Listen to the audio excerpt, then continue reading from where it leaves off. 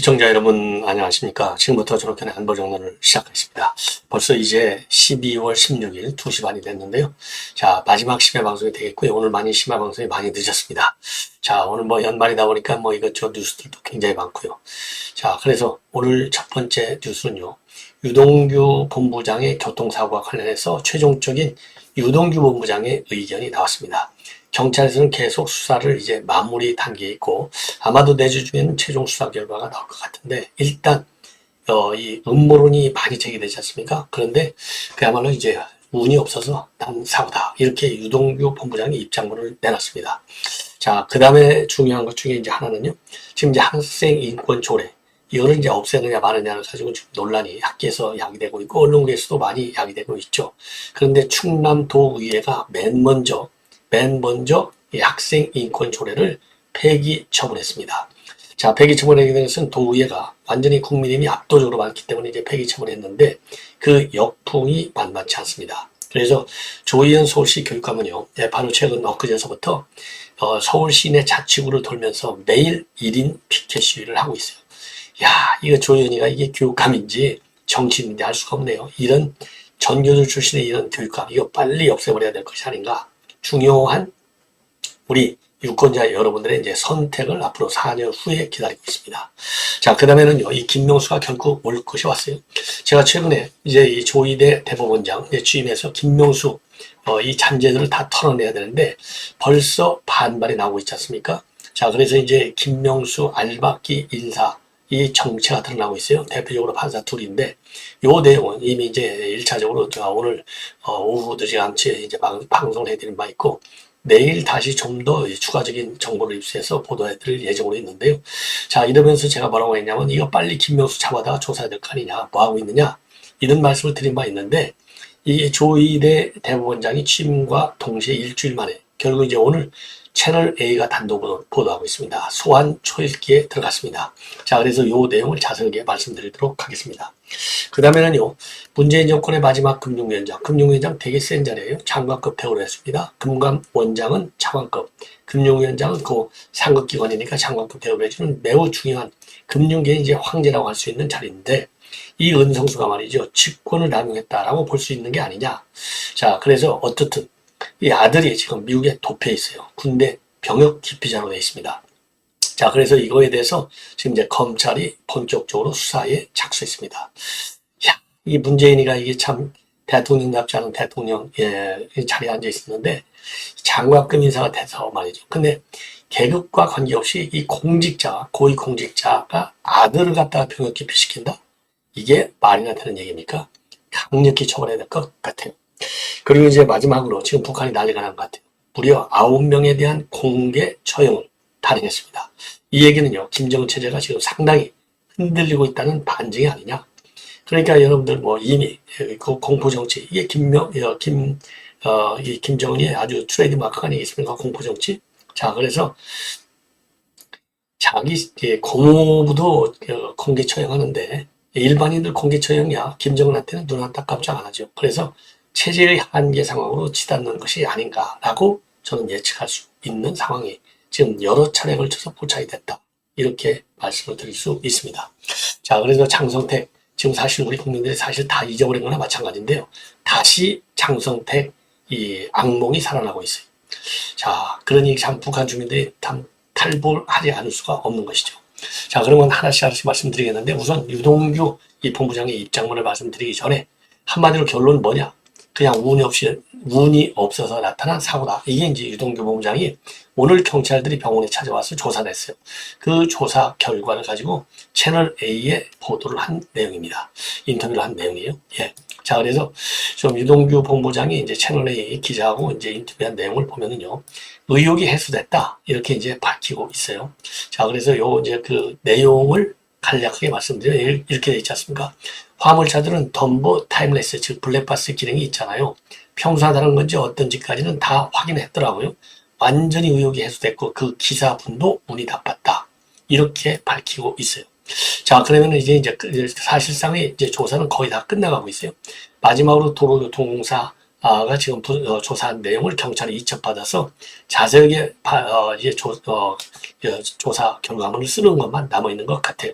그래서 전반부가 완전히 이렇게 다 파손이 됐어요. 이건 이제 유동규 본부장이 직접 공개한 본인의 뒤 트렁크 있는데도 완전히 다 파괴가 됐고 차량 바퀴가 떨어져 나갔습니다. 자, 그리고 또 이 앞면, 정면도 완전히 박살이 나버렸어요. 자, 그런데 이게 생명을 양쪽 운전기사 그리고 유동규 보장 생명에 지장이 없는 게 정말 하늘이 도왔다. 예, 이렇게 생각이 듭니다. 자, 그리고 그날 이 사고는 왜 운이 나빴냐고 한다면 이 동영상. 자, 이 1차로에서 달리는 트럭이 8.5톤짜리 100km로 달리고 있고요. 그리고 유동규 본부장은 비슷한 속도로 같이 지금 2차선으로 들어가다가 꽝 부딪혔어요. 근데 다행히 말이죠. 요 화면에서 보시듯이 유동규 본부장 차량이 왼쪽으로 꺾어갖고 중앙분리를 받고 튀어나오는 바람에 이게 이제 살아난 거예요. 이게 이제 아주 운이 좋은 결과가 아니겠느냐. 자, 그래서 일단 오늘 지금 이제 채널 A에서 보도한 내용을 보면은 유동규 본부장의 얘기를 보면은 조사 겸 제기되는 의혹 이런 것들을 다 물어볼 수 있었다. 2명이 나와서 2시간 동안 유동규 본부장을 병원에서 조사를 했습니다. 경찰에서 얼마나 수사하고 조사를 했는지 지금 얘기를 했다. 그래서 결과는 쪽으로 보니까 지금 이 대장동 개발 의혹 사건의 핵심 증인인 만큼 사고를 두고 여러 가지 의혹이 불거졌는데 고의 가능성이 낮다. 이렇게 판단한다고 밝혔고요. 그리고 유동규 본부장이 밝힌 내용을 보면은 트럭 운전자의 운행 기록 등을 분석해서 경찰이 말이죠. 평소 비슷한 시각 같은 도로를 이용해서 조사한 것으로 파악이 됐다고 합니다. 그래서 조금 전에 제가 자료화면을 통해서 말씀을 드린 대로 이 화물차들도 전부 블랙박스가 있는데 평소와 다른 건지 어떤지까지는 다 확인했더라. 완전히 의혹이 해소됐고 그 기사분도 운이 나빴고 저도 운이 나빴다. 예, 이렇게 얘기를 하고요. 자, 그래서 이제 그러면서요. 척추에 주사를 맞고 지금 그렇게 있는 상태인데 저도 답답하다. 지금 빨리 지원을 할 거고 그 다음에 저 할 걸 해야 되는 건데 이렇게 밝혔습니다. 자, 그리고 경찰의 추가 수사 의뢰는 하지 않겠다. 그리고 장문관 치료에 전념해서 대장동 관련 재판은 다음 달로 미루겠다. 그래서 1월 달까지는 이제 대장동 재판이 또 지연되는 거가 되겠습니다. 예. 그리고요, 지금 경찰에서는 도로교통공단의 사고 분석 결과하고 진술을 전부 다 종합해서 지금 조사 결과를 마무리할 예정으로 있습니다. 그래서 빠르면 내주 중에는 이제 이 결과가 나오지 않을까 이렇게 판단이 됩니다.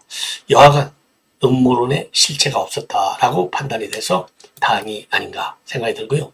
요 장면은 충남도의회에서 학생 인권 조례 규정안을 폐지하는 이 의결을 하는 장면이 되겠습니다. 자, 그런데 지금 전국 시도 7개 지금 교육청에서 이 학생 인권 조례를 가지고 있다고 합니다. 자, 그런데 조 의원이가 말이죠. 매일 자치구 한 군데씩 돌아다니면서 한 학생 인권 조례 폐지를 반대하는 1인 피켓시위를 하고 있습니다. 야, 이런 인간이 말이죠. 교육감을 지금 3선째 하고 있죠. 큰일 났습니다. 이게 참 운도 좋아요. 아까 말씀드린 대로 유동규 본부장도 운이 좋아서 살아났잖아요. 이게 우파 교육감 후보들이 난리 분열되다 보니까 자동 빵으로 지금 조현이가 지금 3선째 해먹고 있어요. 그러니까 이제 끝날 때까지 끝난 거 아니에요? 그리고 공수처에서 지금 이 기소를 해갖고 이제 재판에 넘어가 있잖아요. 그러니까 어차피 이거 유죄 판결이 분명히 보이는데 100만 원 이상. 자, 그러면 조 의원이도 이제 임기가 다 끝나는 거 아니겠습니까? 그러니까 요걸 가지고 또다시 정쟁화 시키는 거예요. 예. 그래서 전교조, 이게 조 의원이 전교조 출신 아니겠습니까? 예. 전교조 지원을 받아서, 지금 이 교육감을 하고 있는 인간이잖아요. 예, 전교조. 자, 그래서 오늘 충남교육청에서, 충남도의회에서 학생인권 조례 폐지안을 통과시켰습니다. 통과될 수밖에 없는 게요. 지금 이제 이 박정식 국민의힘 의원이 대표 발의한 건데 표결에 붙였더니요. 31명이 찬성하고 반대가 13명. 그래서 전국 7개 시도가 지금 학생인권 조례를 시행하고 있는데 이번 충남도 의회 통과가 첫 번째 결과가 되겠습니다. 그래서 의석수를 보면은요. 국민의힘이 34명, 그리고 민주당 12명, 무소속 1명. 그래서 47명 중에 34명이 국민의힘이니까 이거는 무조건 통과되게 되어 있는 겁니다. 자, 그래서 국민의힘 소속 의원들은요, 무제한 무조건적인 불가침 권리로 인식된 학생 인권으로 일부 학부모의 학성비능과 같은 교권 침해가 심각하고 성소수자 학생과 임신 출산 등 왜곡된 소수자 학생의 권리가 포함되어 있다. 그래서 폐지를 주장했습니다. 그리고요, 이번 폐지안 의견에 앞서서 보수 성향의 동료단체가 이 학생인권조례 폐지안을 청구했어요. 그래서 대전지방법원에서 내년 1월 18일까지는 이 효력을 정진시킨 상태에 있습니다. 자, 법원에서 효력이 정지되니까 이거 어차피 이때 폐지시켜야 되겠다. 그래서 이걸 민주당 의원들은 뭐라고 그럴까요?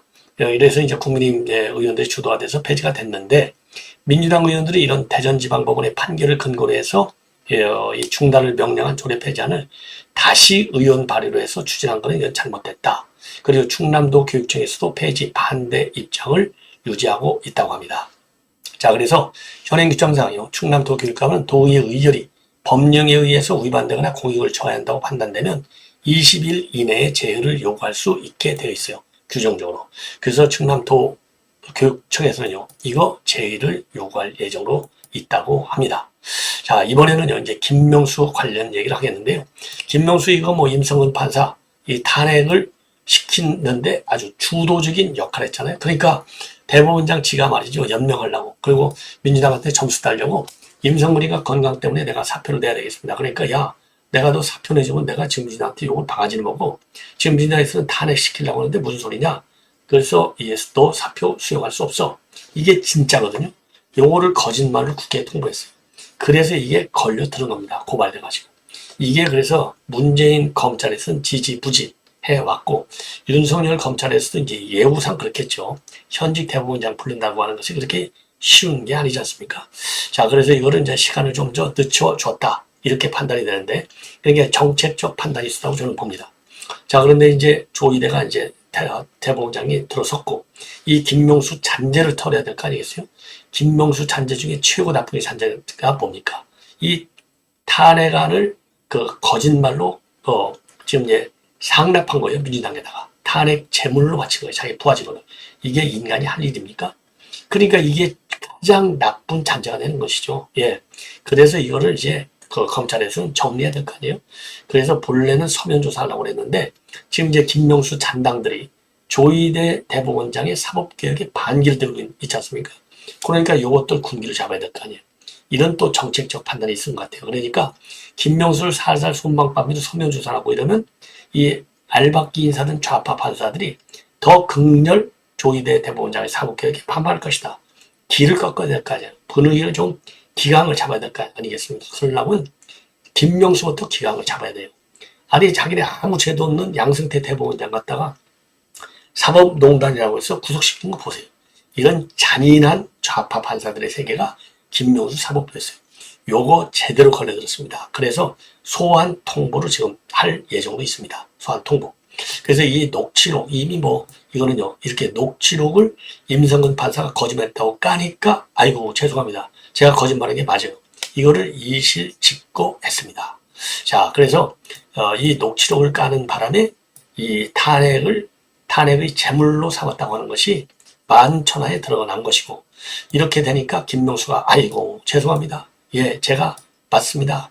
임성근 판사 주장이 맞습니다. 이실직고를 하게 된 거예요. 참 기가 막히지 않습니까? 예. 자, 그래서 요것이 이제 제대로 이제 법의 심판을 받을 수 있게 되어 있습니다. 자, 이 정도로 이제 여러분들 충분히 다 이제 아실 거고, 녹취록의 그런 핵심 내용만 말씀을 드리면, 이게 2020년도 5월에 녹취한 거예요. 툭 까놓고 얘기하면, 네, 지금 탄핵하자고 저렇게 설치고 있는데, 내가 사표 수리했다고 하면 국회에서 무슨 이야기를 듣겠냐 말이야. 요렇게 김명수가 임성근 판사한테 얘기해서 내가 사표를 하겠다고 그러니까. 그래서 국민의힘하고 시민단체가 김명수를 갖다가요, 그 이후에 2020년도 5월 이후에 직권남용과 허위 공문서 작성 혐의로 고발을 해왔고, 검찰에서는 이제 퇴임 때까지 이거를 미뤄놨어요. 그래서 이제 서면조사한 뒤에 약식 기소할 것이다. 이런 관측이 많았지만은, 검찰에서는요, 김명수의 직접 해명을 좀 들어봐야 되겠다. 더군다나 지금 자기네, 김명수가 이 양승태 전 대법원장 사상 처음으로 검찰 조사를 받게 만든 인간이잖아요. 자, 그러니까 이게 쥐가 놓은 덫에 쥐가 빠지게 된 거예요. 그래서 양심을 바르게 해야 된다. 그리고 법리를 정치적인 이념에 따라서 제대한 죄가를 지금 김명수도 받고 있다. 이렇게 결론을 내릴 수 있습니다. 자, 이 정도로 이제 이거를 말씀을 드리겠고, 그 다음에는요, 이거 참 기가 막힌 일인데, 지금 은성수 금융위원장, 여러분들 뭐 잘 아실지 모르겠는데요. 아주 그냥 요직이란 요직은 문재인 정부에서 다 말아먹었어요. 자, 한국투자공사 사장 해먹었죠. 한국수출입은행장을 해먹었죠. 그리고 금융위원장을 해먹었습니다. 그런데 금융위원장에서 퇴임한 지 얼마 되지 않아서 병무청에 일종의 압박하는 전화를 걸은 것으로 지금 의혹을 받고 있어요. 그래서 감사원에서 그동안 감사 자료를 지금 검찰에 전부 넘겨버렸습니다. 검찰에 넘겨서 이걸 가지고 지금 검찰에서는 조사를 하고 있는데, 쉽게 얘기해서 말이죠. 이 아들이 지금 미국으로 가서 병역을 기피하고 안 들어오는 겁니다. 문제는. 근데 두 번 미국으로 국외 여행 허가를 병무청에서 해줬어요. 두 번씩이나. 자, 그런데 이제 마지막으로 또 이제 이의 신청을, 여기에 대해서 이의 신청을 하니까 또 이의 신청도 받아줘.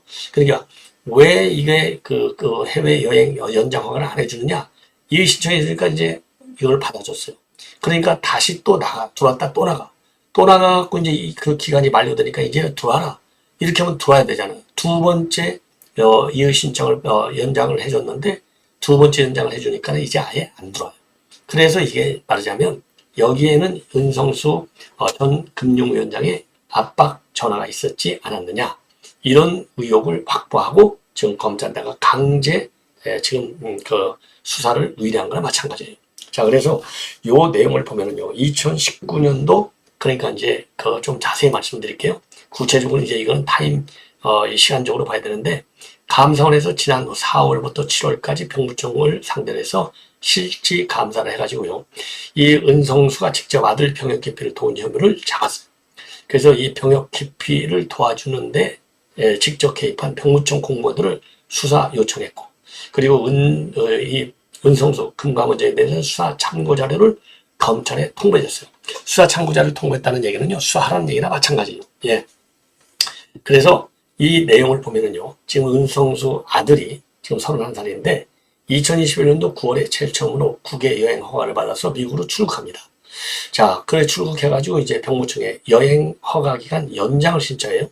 신청하니까 이게 연장 신청이 안 되잖아요. 왜냐하면 나이가 30이 넘었는데 바로 들어오게 죠. 병무청이 불허합니다. 불허하니까 은 씨가 말이죠, 허가 기간 만료에도 귀국하지 않아요.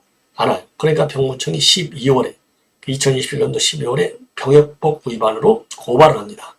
그러니까 이 병역법을 고발을 하는 그 사이에 불법으로 이제 체류하게 되잖아요. 그러면서 미국에서 영주권을 취득해요. 영주권을 취득하고 나서 여행허가 연장 불허에 대해서 이의 신청을 하는 겁니다. 그래서 이때 이의 신청을 하니까 이제 영주권을 받아놓고 병무청에서 이거를 받아줍니다. 받아주니까 2021년도 이제 12월에 고발했다가 이걸 받아주면서 고발을 취하는 거예요. 왜냐하면 서울에 들어왔으니까. 그러니까 다시 이 아들이 다시 또 미국으로 나가요. 이때는 뭐라고 핑계대고 나가느냐? 입영을 위해서 가사를 정리하겠다. 이렇게 해서 병무청으로 여행 허가 기간 연장을 또 받습니다. 그런데 그때 두 번째 여행 연장 허가를 받고 안 들어와요. 지금까지. 그래서 지금까지 안 들어와요. 이게 2020년도 작년 1월 이후의 얘기입니다. 그래서 작년 3월에 해외 이주 목적을 이유로 병무청에 재차 여행기간 연장을 또 신청합니다. 두 번째. 그러니까 이때 불허하고 귀국을 명령해요. 근데 이 귀국 명령에 불응하는 겁니다. 그래서 두 번째로 병역 위반으로 은 씨를 또다시 고발을 하게 됩니다. 요 과정에서 영주권을 취득했을 무렵에 이 은성수가 병무청에 여러 차례 전화를 걸었다. 그래서 병역 기피 과정에 깊이 관여했을 가능성이 크다. 그래서 이제 수사 참고 자료를 보냈고, 그리고 지금 이제 검찰에서 지금 수사를 진행 중에 있다.